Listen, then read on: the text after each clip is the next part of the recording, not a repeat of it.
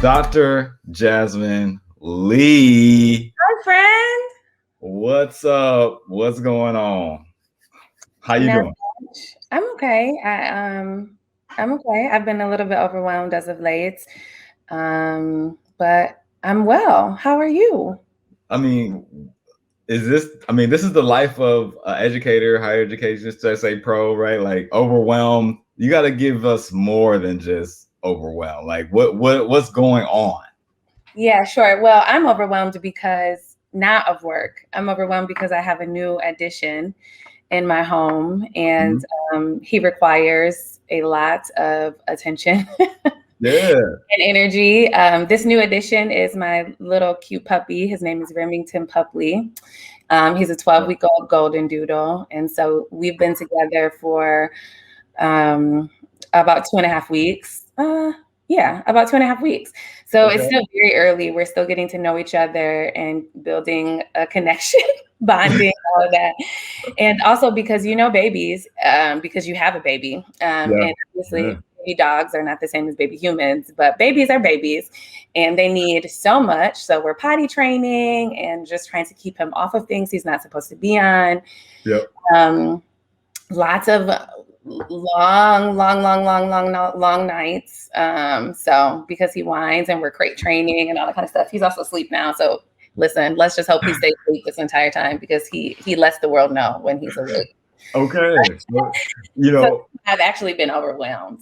I mean, that's boss up status, right? Like you went up, you got a new title, so you was like, oh well, I got a new title. I'm about to go ahead and just add on to the family. That's boss moves right there. That's what that is. I don't know if I would say that. I think, really the pandemic this past year. And as you know, I moved to Baltimore a couple of years ago, left my whole family, my community, all of that kind of stuff to come to this new city for work, for a new job. And so I think it's been an interesting experience of being in a new space by myself and all that kind of stuff, and transitioning in your 35s is the 35s. In your 35s is not the same as transitioning, straight out of high school when you are living with roommates and stuff like that. And so I think the past year in the pandemic, I finally decided, and I have been thinking about it for a little while anyway. And so working from home felt like a good opportunity to finally go ahead and get a pup. And I was also in Michigan for 6 weeks. And my parents had a puppy. And so when I figured out I could exist with a puppy for 6 weeks, I was like, boom, when we get back home, we're making it happen. And so here we are. All right. I don't have anything against dogs. Sure. I'm not a pet person in general. Fair. And this is the type of pet owners that I absolutely hate. Okay. Be careful. That might be me. I mean, I'll let you know. Okay. Okay, this is what, because me and my wife and I just moved into our new home, right? And congratulations. Thank you. And 6 months of living in a apartment, the dog owners, North Carolina is like crazy about their dogs, like super dog friendly state. Sure. And so everybody has them. The apartments, they allow it everywhere pretty much. And the dog owners literally let their dogs poop anywhere and don't pick it up. No. We're not playing those games. I'm going to have a very well behaved little puppy. We are not. No, we don't play those games. He has a potty spot. He has a poop spot. We go on a schedule. Yeah, we're not doing that. No. I'm just saying that like I refuse to play in the yard with my son because random poop spots, and I'm just like, every time I see a person walking their dog, I'm like, do you got a bag with you though? Yeah, well, Baltimore is really dog friendly too. So you'll actually find like dog poop stations or whatever all over the city. So you'll randomly find a thing with a bag, with bags that you can take, and a little receptacle and all that kind of stuff. So even though I carry my bag, there have been a time or two where it's been early in the morning, like we have to go outside at like 5 a.m. and I maybe forget to grab the bags. This was early in my doggy parenthood. Now I know I have all my stuff in one area so that at 5 a.m. I can just walk outside. But anyway, so I've forgotten them at times, and I just grab them, along the way. It's totally fine. Yep. I'm glad that you're my type of dog person. I can mess with you. I can roll with you. Because some of these people is just straight up trife, yo. Not me. And so first I wanted to say before we jump in, like I'm a little bit disappointed, right? Like you don't eat cereal, like what? Like you eat cereal? Like never? Like no. I mean, there's very, very rare occasions. There's very rare occasions. I'm just not. I think it's the cereals that I like have a lot of sugar, and I try not to keep a lot of like sugar or sugary snacks in my house, because if they're here, I'm gonna eat them because I have a sweet tooth. So I just don't purchase cereal, and so for that reason, I don't really eat it. I'm much more of an oatmeal person, like I told you. Yeah. But that's very rare. That's also very rare. So I'm really just like a coffee person. I put 2 scoops of protein and collagen peptides in my coffee, and then the next thing I know, it's lunchtime. I'm a black coffee guy. Just give me some good black straight coffee. Yeah, same. Black coffee with protein. Black coffee. I might have to try the protein piece one day. I might have to try it. And when you're in your 35s, you have to start thinking about collagen for your skin and all of that kind of stuff. So if you get the right kind of protein, it'll have collagen and protein, and it's like So no, first I want to say thank you for accepting this invitation to just share this journey with my group, this community, the people who been kind of like following my journey. A lot of them don't know how much of a role you played, and I'm sure you won't say that. I know you won't, right? But you, right, was one of the first people to like say like, hey, let's do a presentation together at an international conference. This is true. And after what we had talked maybe 2 times, you did the multicultural graduation keynote and crushed it. Thanks. And you like, let's do it together, right? And through that process, I got a chance to learn so much about you, learn so much more from you, and then just follow your journey as a person in DEI work. And so, just tell us like where you got really started into DEI. Like, how did you jump in? What was the catalyst that pushed you forward? Sure.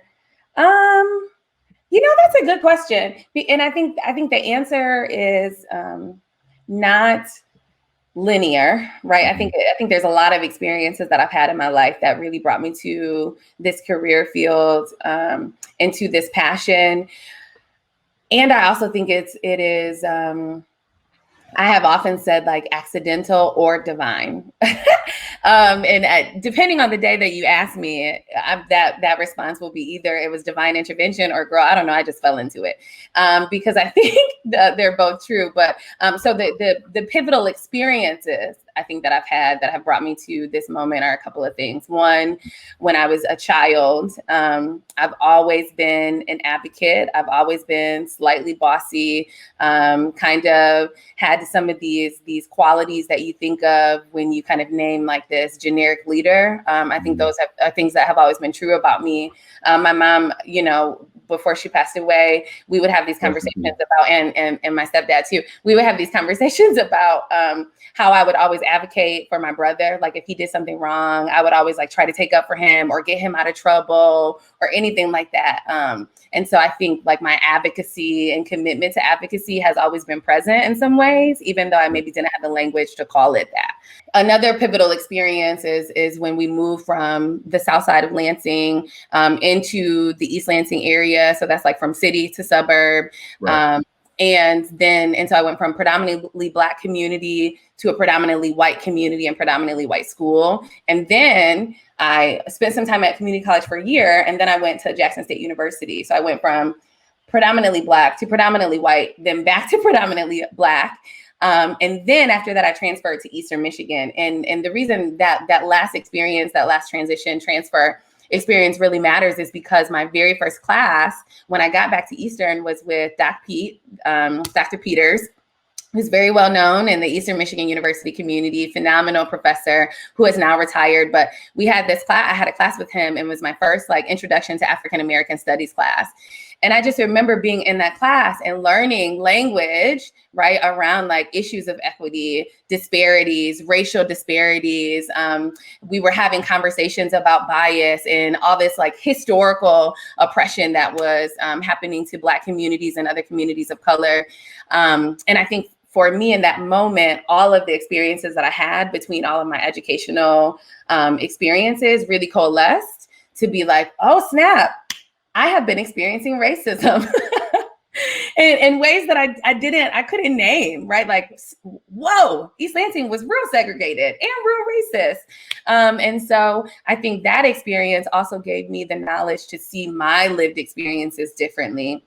And then the other two experiences that happened at Eastern that I think really like put the nail in the coffin, so to speak, around my commitment and passion for DEI was working at the the Center for Multicultural Affairs. Hey, well, now it's called CORE. Now it's called CORE, yes, Center of Race and Ethnicity. Center of Race and Ethnicity, right. So I was working in the Center for Multicultural Affairs as a student program coordinator.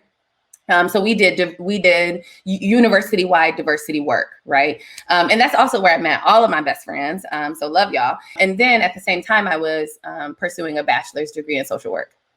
And so the DEI work programming experience was happening in my on-campus employment.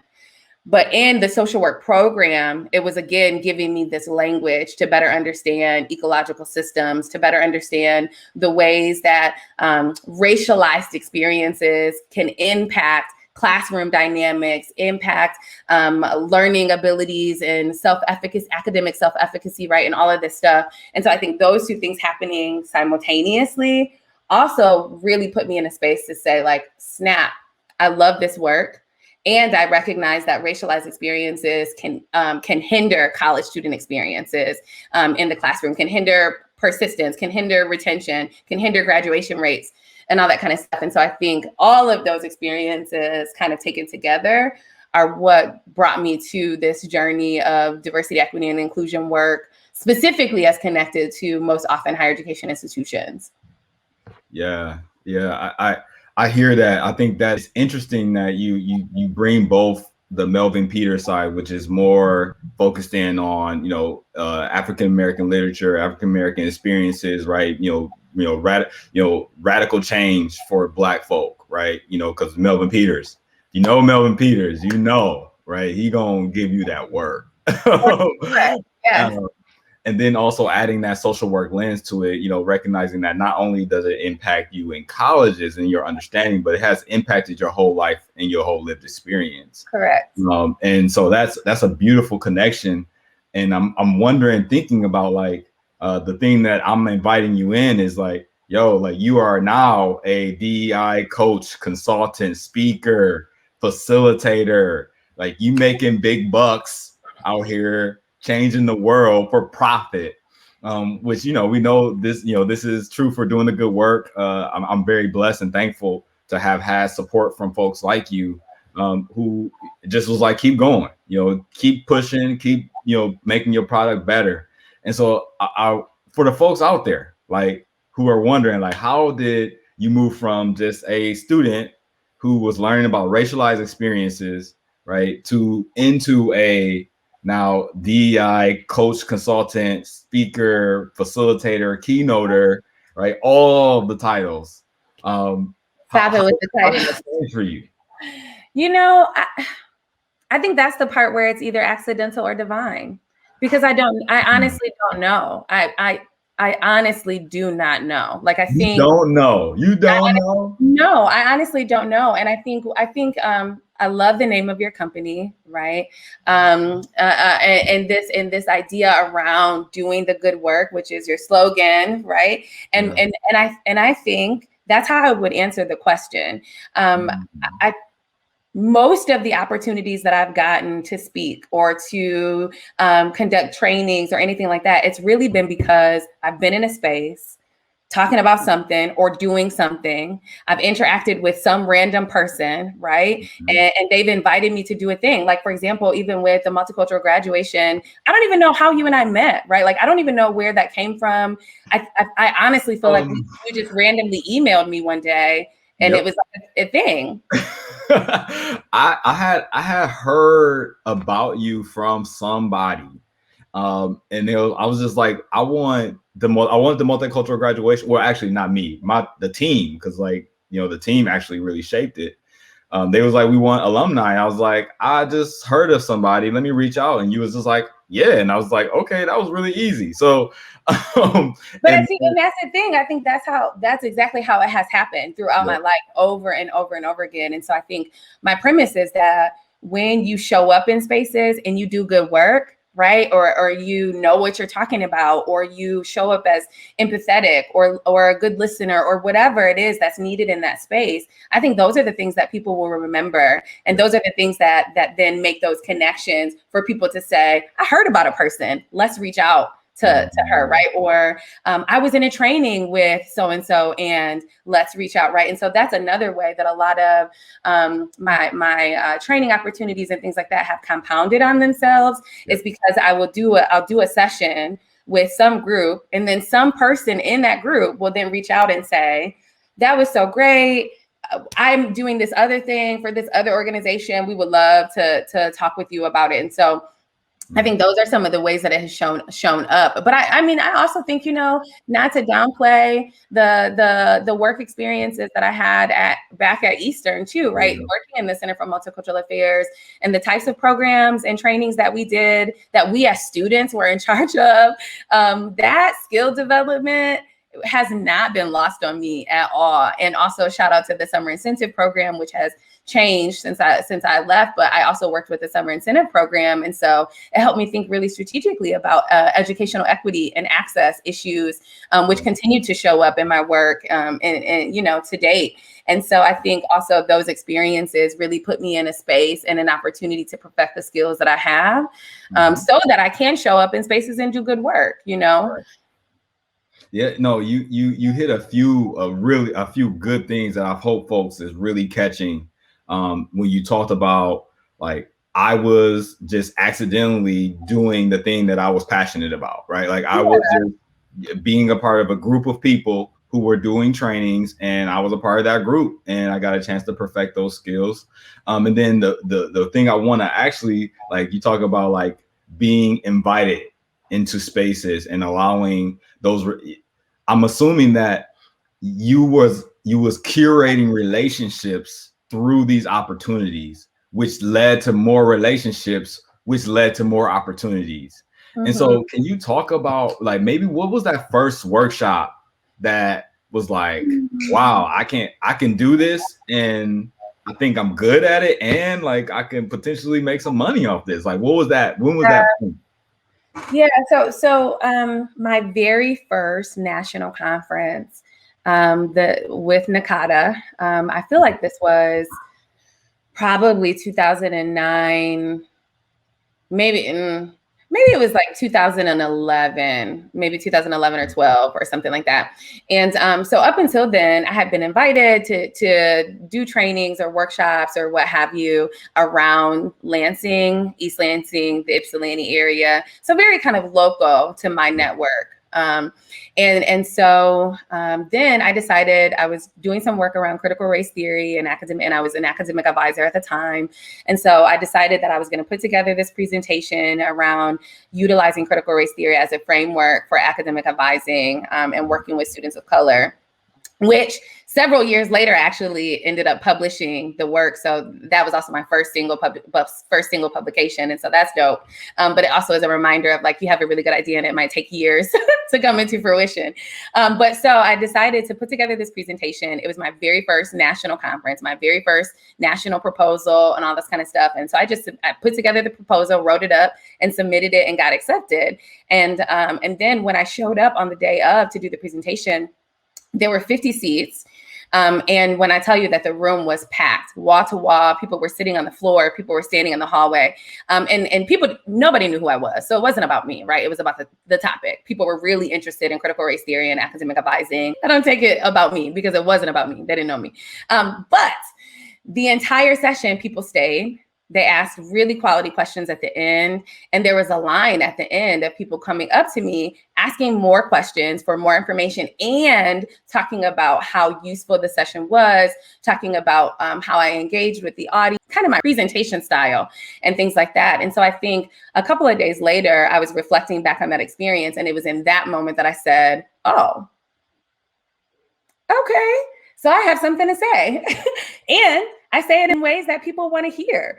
And so I think it was from there, then from that moment, then it became like, okay, so I can kind of do this. And I also have, people don't believe me when I say this, but I'm really shy and I have pretty terrible stage fright, is the truth. And so when people see me on the stage or in front of the room or whatever, and I'm like cheery and happy, even right now, like, you know, feeling good, all this kind of stuff. The truth is I'd be shaking in my boots. And so I think also when I was reflecting on that experience and I said, oh my gosh, those people didn't even know that I was terrified. Then it also became like, okay, I can do this over and over again. I can do this. Because even when I'm afraid, it seems to still go over well, and people seem to receive it well. And so I think it was that combination of feeling like, okay, I have something to say and people want to listen. And also, okay, so according to the people, I'm not boring. They don't hear womp, womp, womp, which you often hear, right? At a lot of trainings, and especially in this virtual world, I've attended so many virtual conversations, and you just are like falling asleep on the webcam. And so when I found out that people didn't hear me like the Charlie Brown teacher, then I think that also really solidified for me that I could do this and I could do it in a really meaningful way that connects with an audience. And I also, you know, I should also shout out my parents who are pastors. And so when I think about how I was raised in a preacher household, that also shows up in my delivery style and how I connect with text materials and connect with research and all this kind of stuff. It is very much kind of a theological approach in some ways. And so I think that also kind of pulls in like a spiritual connection in some ways that I also think I don't think that I really noticed or recognized until later in my career. I started hearing people say like, girl, you was preaching, you better preach. And then I was like, oh, dang. Girl. I guess I did. Yeah, girl, you doing it, girl. You shoot, tell them, girl, you got some snaps in the back. You know what I'm saying? I done seen it happen. So I done seen it multiple times, okay? Well, and we've also worked together too. Which is also the part, it's like part of where the opportunities come from, to the question that you asked before. It's also like when you're willing to work with other people. You know, I think you and I we did the multicultural grad thing together. We talked, there was like a spark, and it was like, okay, I think I can work with Dar. And then we did work together, and then we kept working together. And so I think that's also how it shows up, because then it becomes the connections that you have or the relationship that we have then also permeates into other relationships. You saying some good stuff. So I'm gonna acknowledge some of the folks in the chat, because we got folks like really like hearing you right now, like really hearing what you're saying. So, shout out to my cousin Brittany.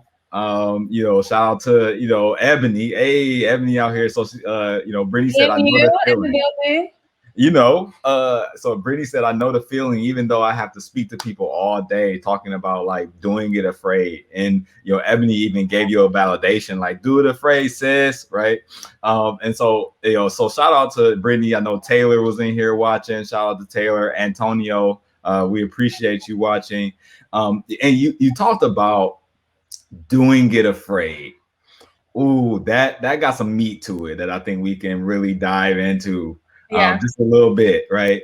I'm wondering what gives you the courage to move past that fear, because what I personally, right, I feel like fear is the reason why many people are not walking in their purpose. They don't see I mean, like I said before, you saw something in me that I didn't even see in myself at the time.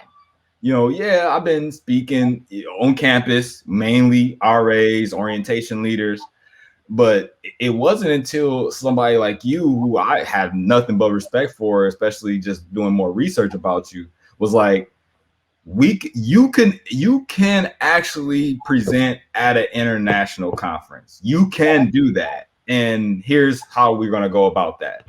Yeah. And so, I mean, you push that, right? Like, not me. So I'm like, it's something there that allows you to break through. And what is that magic? What is that magic? I don't know. I guess the things that are coming to mind for me in this moment about how I do it afraid, to Ebony's point, are one, I think exactly what you just named. There's a lot of people who see things in me, and so I just choose to believe them. So even when I don't believe it about myself, I believe them. And so I think that absolutely, the way that people speak into me and see things in me and encourage me to step up to the plate, or tell me like, nope, you are the one, you got to do it. I think that absolutely is truth. And so that absolutely helps me to do it and do it afraid. I think also, I do identify as a Christian. And so my relationship with God also shows up, and not in a cheeky way, I suppose. He is with me, who can be against me? So blah, blah, blah. Not necessarily that, right? Because the fear doesn't actually go away. I think I just assume that the fear is going to be present, and that for such a time as this, I am called, right? And so thinking about Esther, and so again, when I say accidental or divine, that is the same idea, right? For such a time as this. And so for so many pivotal moments in my life, it has really just been like, this is the time and you are the one. And so believing that also, I think, is what helps me to move in fear. And then the last piece, I think, is reflecting on past experiences. So I have been a part of a faculty group for the Black Student Affairs Summit that happens with ACPA every year. And actually, just before you and I connected today, I was looking over some of the data from the summit.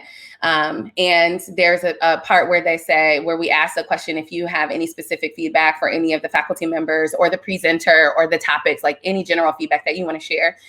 So people in the data set made reference to some of the experiences with me, along with naming some of the other specific faculty. And so anytime I get like a praise report or a girl, you did that, or whatever type of thing, I try to maintain that.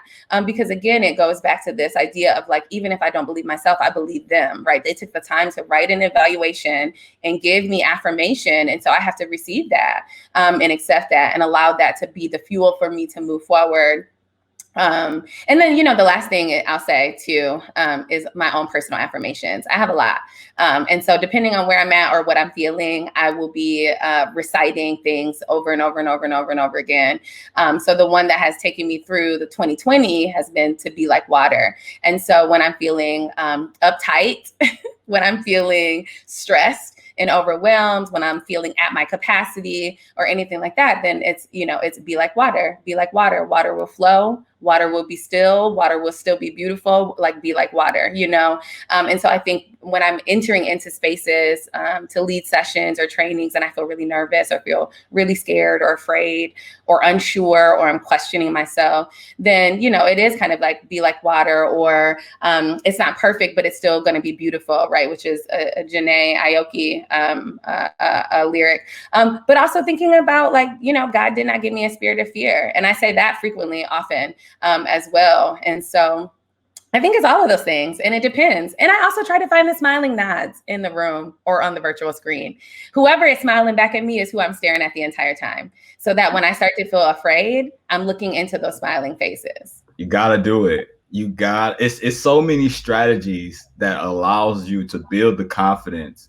So first, I like to say about fear is operating is fear is the opposite of operating in faith. And so for me, it's how strong is your faith when the fear is present.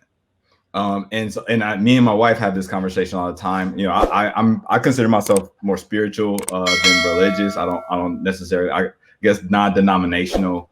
You know, and I think it's also a conversation that you have to have with God. And I love that you even brought in like the magic of being grown up in a space where you can contribute some of your magic to the church, because I think, you know, the Black church, you know, has made many of famous people. Okay, like, you know, Beyonce talks about how singing, you know, started out singing in the church. For me, my Bible school had me speaking as early as 4 or 5 years old. And in any given year, like my Bible school that I grew up in, you know, not Christian, it was called the IDMR, and we didn't have like one pastor. And so you would literally in any given year, I would have seen 500, 1,000 speakers. You know, you got the spitters, you got the sweaters, you got the criers, you got the yellers, you got it all. And I done seen it all, right?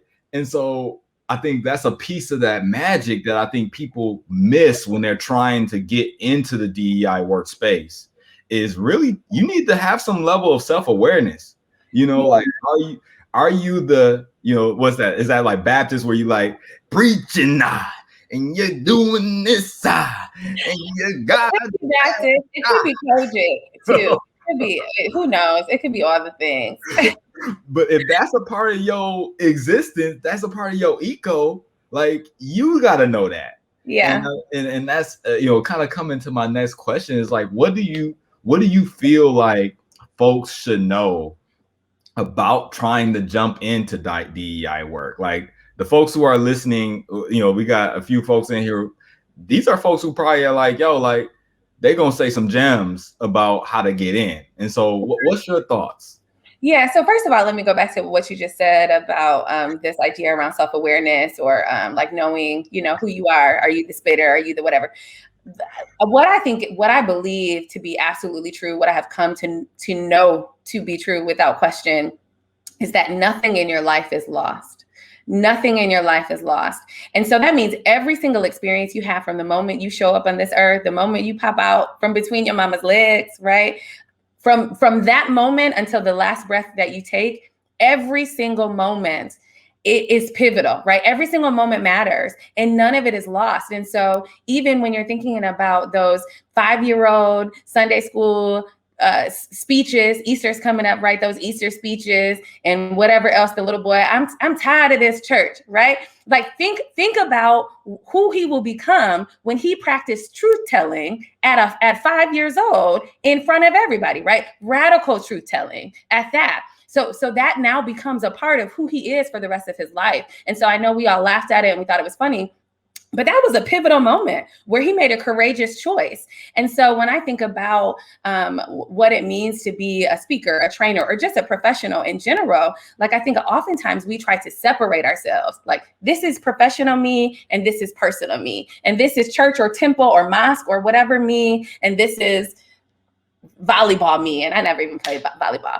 But the truth is, like, we don't experience the world and we don't show up in compartments. We show up as one whole being. And so how do we pull in every single experience that we have? I often tell people all the time when people are like, you know, I tend to do really well with interviews, for example. And so I got this question one day about, like, how did you get so good at interviews and answering questions and this and that? And I tell people all the time, like, I did a pageant. It was the Miss Black and Gold pageant. And I had to practice answering questions. I had to practice answering questions for 5 weeks in a row while in a dress with makeup on, while listening to other girls answer questions, right? I don't think people would assume that doing this random, it wasn't even like a big important pageant. It was a university pageant by a Black fraternity, right? Who I love. I love, you know, EH, no one greater. Anyway, Epsilon Ada. So anyway, and so it's like this idea that even though that pageant may have seemed like a silly, irrelevant experience for some people, it was a pivotal experience for how I show up and who I am today, right? So the ability to stand on a stage and sing in front of a crowd for the first time in years right? While also being terrified. And Dara, I forgot the words in the process of singing. I did. But luckily I sang Killing Me Softly by Lauryn Hill and the Fugees. So everybody in the audience everybody's saying it. I'm saying the song, right?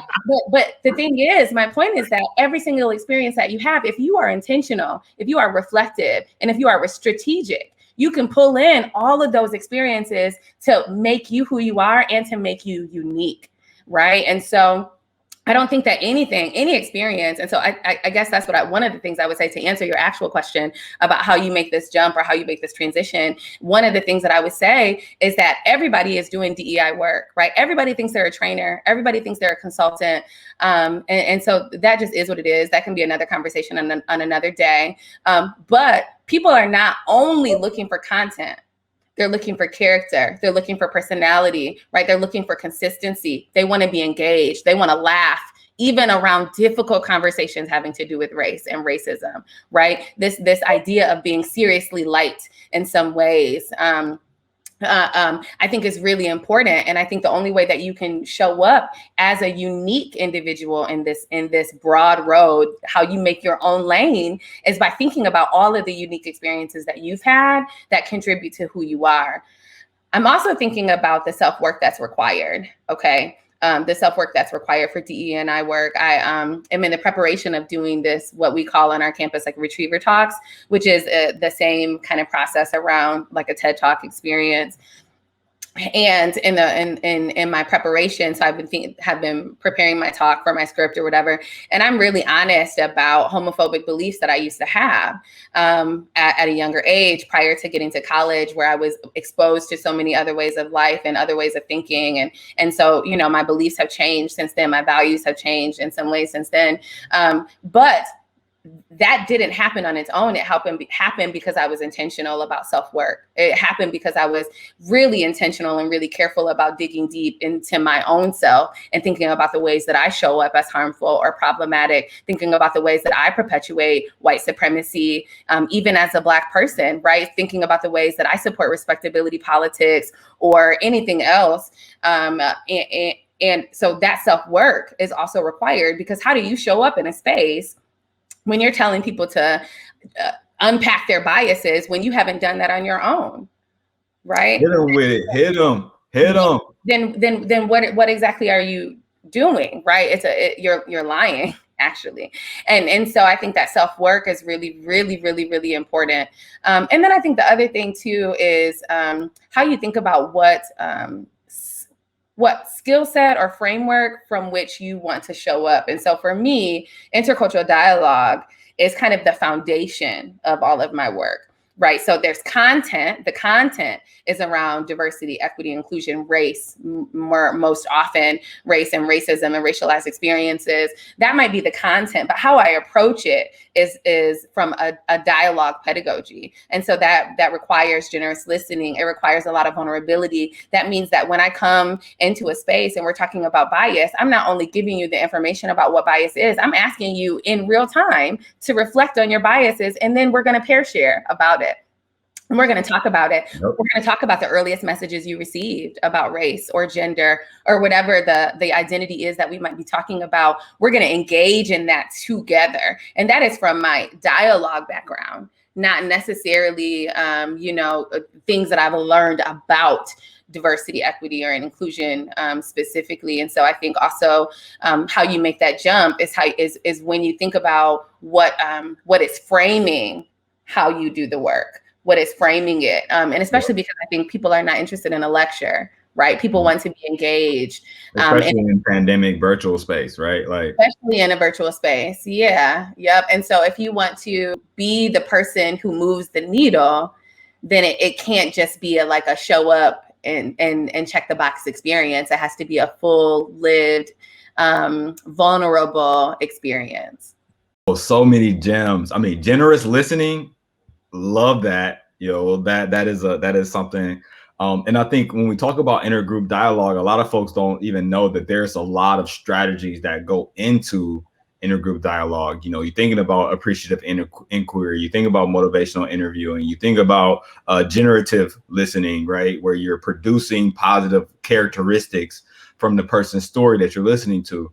And how that shows up in DEI work is critical, because folks like are like, I don't want to come to a space where you're going to just talk shit about me for this whole hour and a half. You know what I mean? That's the difference, where I think a lot of folks don't know what they do in DEI work, which then translates to them producing a message that is false about what they can provide to an organization or a company. And so, like, for example, your website, drjazzlee.com. Thanks. Right? Make sure that you check it out. It talks about you being a speaker, a coach, consultant. But what we know is that there's so many other roles: mediator, facilitator, lecturer, trainer. It's so many roles that folks can play. How did you decide, like, what I'm good at and what I'm not? You know what I mean? Yeah, I think for me, it absolutely still connects back to those experiences that I shared earlier. Like, my social work background really puts me in a space to be really focused on one-on-one relationships and interpersonal connections, right? And so when we think about, I was actually just talking to my friend Morgan about this, who also does diversity, equity, and inclusion work. And we were talking about it because she is very much like a systems thinker. She's like top-down policies, processes, procedures, right? Which is necessary. Absolutely necessary. I am on the other side of that spectrum when I'm thinking about how people treat each other, how we cultivate an inclusive space. And both of those are absolutely necessary, right? Both bookends are necessary, and everything in between is necessary. And I think there was a point in my career where I was trying to do all the things. And I think what I realized is that what I'm really good at is people. Right. And so even when I'm thinking about policies, procedures, processes, approaches, inclusive hiring, training, right? Anything, I'm still thinking about it from a people perspective. So any recommendations that I might be making about a policy or a process is people focused, whereas other people are coming from a organization, a systems focus, right? And so I think once I realized that I was really good at people and focused on people, and sense of belonging and sense of mattering is really what is kind of at the core of my work. Learning in community is at the core of my work. Then I think for me, that's what solidified, like, okay, this is what I do. I can be a coach, I can be a consultant, I can be a trainer and a facilitator, which are, pieces that are also connected to the dialogue work and the dialogue training, because how I show up as a facilitator is absolutely connected to that dialogue training and the dialogue work. But I think I realized that what I probably shouldn't be doing necessarily is talking organizations through strategic planning, right? Like, let that be somebody else's job, right? Right. You do have to know your role and know what you're good at and know what you bring to the table. Otherwise, you're going to find yourself in spaces trying to do things that you actually shouldn't be doing. And that's actually going to end up biting you in the butt. I've been there. How many times have I had to rebuild the brand, of doing the good work because of all the things that I thought I could do. But the reality is I can only do a few things, right? And that's the reality in all of life. Yeah. Is we really can only do a few things really well. And I always say that to folks. I'm even thinking about, this is Women's History Month, right? And what advice or what thoughts do you have just for folks to think about, for women who are on here, who are looking at or thinking about just pivoting in general, or becoming or belonging? What message do you have for them? Where my mind immediately went was to imposter syndrome, which is where you might be a really like quality person, right? You have all of these skills, all of this experience, all of this expertise. But you convince yourself that you're not quality. You convince yourself that you're not capable, and that people are going to figure out that you're faking it, that you're a fraud. And so I think imposter syndrome for women, especially women of color, I think is what keeps us from showing up in spaces and doing really good work. I remember this tweet where it was like, I pray for the confidence of a mediocre white man. Wow. We went there. I mean, it's a tweet. It's a tweet. And I think it's so funny. I thought it was so funny and it was so real because I think for women and women of color in particular, we won't step out until it's all perfect, until it's all right, until we've taken all the classes, we've gotten all the certifications, we've got all of this stuff. I was literally just thinking about getting a second master's like 2 days ago. And so it's like that, right? Like we need to be over credentialed to make sure that people take us seriously. That's how we think in our minds. And so I think the message that I would say is like, nope, step out there with the mediocrity, the confidence of a mediocre white man, right? Like step out there with the mediocrity, bump it. And it's kind of like this idea, they say, fake it till you make it. My supervisor said to me, which I loved, she said, yeah, you should fake it until you make it, but recognize that if you can fake it, you're already it. Right? Because if you can fake the skills, if you can fake show up, you already there. and that reframe for me was like, oh, I guess you're right. And so I think that's the message I would share is to step out, to do it and do it afraid if you have to. But when you go into spaces, recognize that you are there because you belong there. Otherwise you wouldn't be there, right? Like I'm in this process of radical acceptance for my own life and have been thinking a lot about that for about 6.5 months at this point. And so it's like an active daily journey of accepting radically whatever is the present reality. And what I've come to begin to accept and recognize is that what is supposed to be is what is. That's why it's happening. Right. So as opposed to the ways that we often try to say, like, yes, I wish it was different, or maybe I was supposed to be doing something else, or maybe I was supposed to be having this other experience or whatever. And it's like, nope, none of that is true, because what is what is supposed to be. That's why it is happening. and so then if that is the case, right, if that is the case, then that means who you are and everything that you have learned up until this moment, if you don't allow past experiences to be lost, that means that all of those experiences have prepared you for the moment that you're existing in right now. And so why wait until everything is perfect when you can actually step out now with the experiences that have prepared you for this chapter in this season of your life? Yep. It's so amazing to hear. I love the imposter syndrome work that you do with women. The things that I've heard you talk about with, as it relates to imposter syndrome is all true. And I even think about just my own experiences with women and some of the coaching, or even just with my wife. And I think about like all the research that says like a woman feels like she has to be 99% qualified for the job before she applies. She has to hit every bullet point. That has to be, directly connected to her resume in order for her to feel like she's, even good enough to submit. Right. And that's wild to me. And it's true.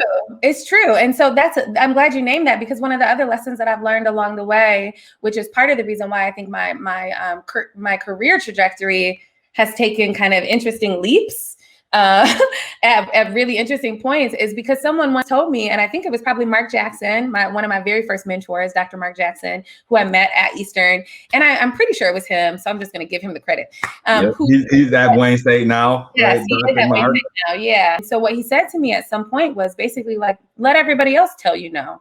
Like, you don't tell yourself no. You don't read a job application and tell yourself no. You don't read a request for training or proposal or anything like that, a grant opportunity, and tell yourself no. You apply and you let them tell you no, because what if they don't? And I mean, I think the jobs that I've had, including the one that I have now, when I look at the job description, I probably, fulfilled majority. I don't know that it would be 99%. Maybe like a good between 50 and 75%. But I think the rest of that 50 or 25% came into play because of how I showed up, because of my confidence, and because of the ways that I was able to talk about transferable skills and transferable experiences. My very first interview, where I was being interviewed to be a supervisor of professional staff, they asked me this question about supervision, and I hadn't supervised professional staff ever before that point. And I remember telling them about experiences that I had with using leadership and influencing skills in my sorority, Delta Sigma Theta, Sorority Incorporated. And hey, watch out, hey. And talking about like that transferable skill, right? Like I don't need to supervise professionals to understand how to manage grownups, right? And to think about how to manage with empathy and compassion and to, you know, all of these things, to use my influencing skills across peer folks. And so I absolutely don't tell yourself no, let someone else tell you no. So you got to put yourself out there, put your name in the hat, whatever it is, because you never know how things are going to shake up. So Antonio said, "You preaching, sis. You preaching." Right? He threw it out there. And you know, I often even hear like this notion from a lot of women is the whole fake it till you make it is also a part of like having to lie about your truth in these type of situations, especially when we talk about jobs. And what I've experienced is, you know, the women who I know who like literally allow themselves to be in their truth, to center their truth, to be like, nah, I ain't never did that, are the women who still end up getting the job because they've been honest, they've been open, they've been like, and in a lot of even those cases, they've been the women who they'd be like, I don't want this job. And they come back and be like, no, we want to offer you more because we really want you, right? And that is, I think, a huge part of the magic that I think women can do so much more of is just operating in that truth, and especially in the workforce, because you know these guys is like, playing up, they little experience of 5 days of volunteer service, but that turns into a whole study abroad experience if you you know what I'm saying, like we don't even understand how minuscule that experience might have been, because how guys, we just pump it all the way up. And so one thing I also see is like women, especially in DEI work, and so for my women out there, like I really want you. I know women who are phenomenal at DEI work, phenomenal, who are like, yeah, I charge like $100 an hour. And I'm like, money. I'm like, no, money is hard. Money is hard. And Dar, we've talked about this. Money is hard.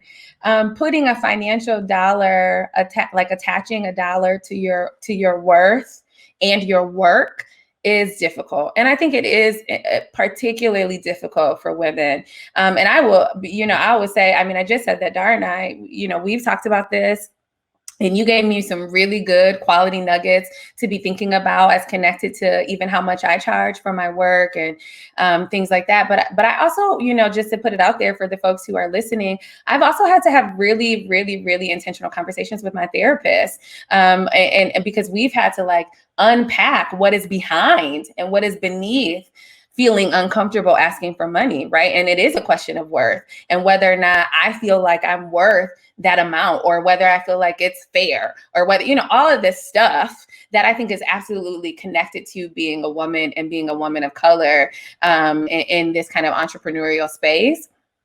And so we've had to have some really intentional conversations about that. And she has helped me come to a space where it's like, this is the amount, and that's what you say. It doesn't matter if in your mind you're questioning it, it doesn't feel good, you think they can't afford it. It's the same idea of like, let them tell you no, right? And so I've had to like practice having the hard conversation or writing the hard email of like, negotiations start at period. And that's that, And what I have found is that people come back like, okay, bet. Which probably means I need to start charging more. I'm just kidding. No, you're not. No, we're not kidding. We are 100% true about that. The premise is that you get to a place where you agree and you feel good about what it is that you feel like you offer and what it should cost. And then you stick with that, right? And you let that be that, instead of what I would normally do, or what I have done in the past. I'll say it that way. What I've done in the past is like, I would negotiate my own self, right? Like, well, it's a nonprofit organization. They such and such and such and such. Well, we da-da-da-da-da. Well, and so it's like, take that out, say the sentence, right? So you got to have your sentence, say the sentence, type the sentence, whatever it is. Get it out there. And then when people return back to you with either that's too much or perfect or I want to talk about it or whatever, then you move forward from there. But I think we often bite ourselves in the foot when we negotiate our own selves out of the opportunity or down on the financial pieces. Oh yeah. These organizations got money. And if they didn't, they wouldn't be looking for a consultant, right? You know, like, I mean, I even like it's oftentimes like for real, like I'm like, we have to treat them not like our friends, but more like the organizations that have structures and functions that operate intentionally, and they know they need this work to operate and function intentionally in the way that they said they should. I want to get to my last question for you, right? Just something light, something real chill. Like, what makes you happy? Like, genuinely, like, just stomach, like, turning, amazing smile, like, laugh out loud, happy. Like, what is that for you? I mean, I was gonna say laughing. Okay. So that makes me happy. But I mean, like, laughing with friends. I think, you know, since I am in Baltimore, without my like primary community, I don't take lightly the opportunity to like sit in a room with my friends and just laugh to tears, or sit in a room with my family and laugh, or, you know, talk about stories or play games. I think those are all things that really make me happy, to like be with my people.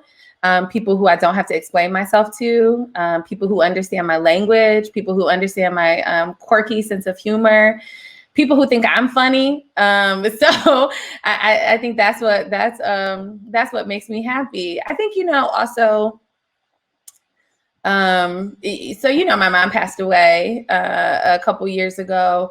And I also think that talking about my mom makes me happy, which seems a little bit strange, but not at all. Sometimes not at all strange. It feels like you know, when you lose a person, the person is lost to you, like they no longer exist on this earth necessarily, but like their presence, their thoughts, or not their thoughts, but your thoughts about them or your experiences with them and all that kind of stuff is always still present with you.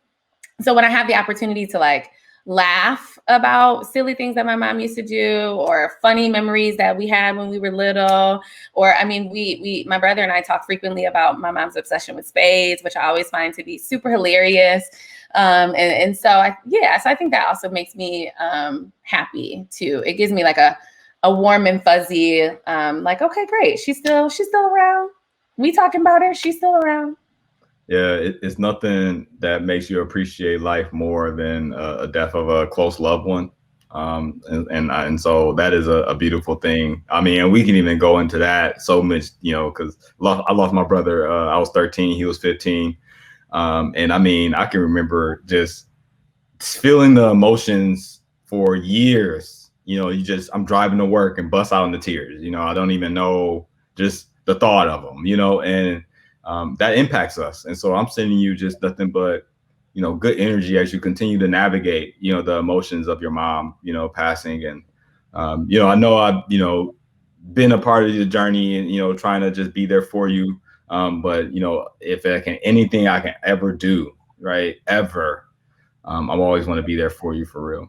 Thank you. But so let me just say one more thing really quick about grief. Yeah.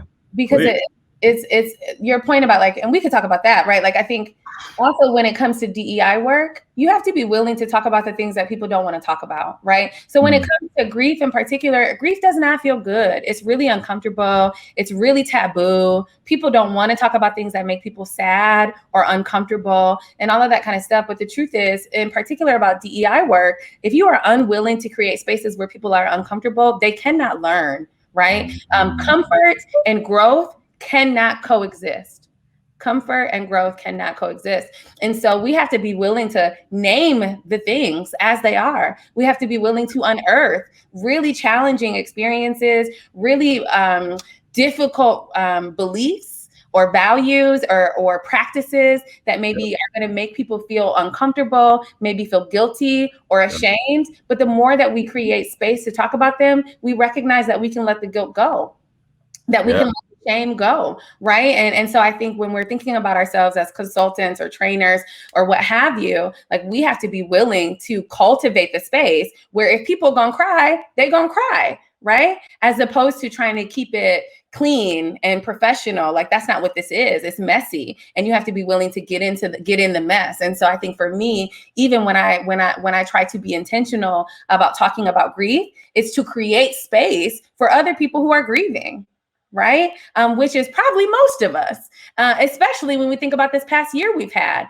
Everybody is grieving the loss of a loved one or the loss of normalcy, loss of friends, loss of work, right? We're all grieving. And so I wanted to just kind of name that as well. When we're thinking about how we show up in DEI work as professionals, it has to also be connected to being willing to create space to talk about the things that people don't want to talk about.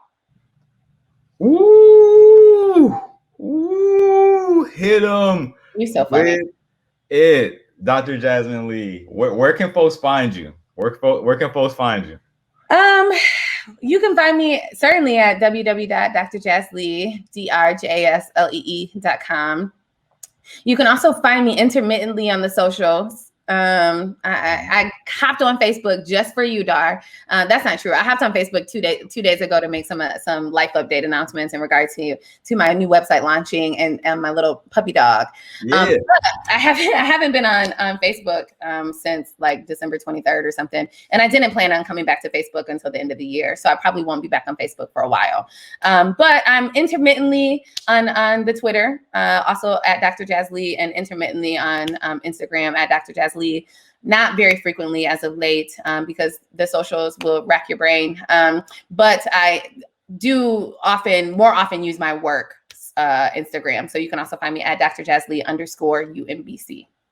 Yes. And Dr. Jasmine Lee, thank you for kicking off the Doing the Good Work, Women's History Month series, right? With the infamous, the famous, the greatest. Stop.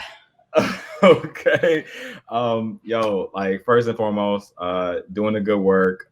Me and my team, we appreciate you. For the technical difficulties at the beginning, figuring it out. And then also, I'm a huge advocate of Dr. Jasmine Lee's work. I can't speak on her enough. We talk about somebody who is kind, gentle, but a force, and can really like control, gather, manage, lead a space.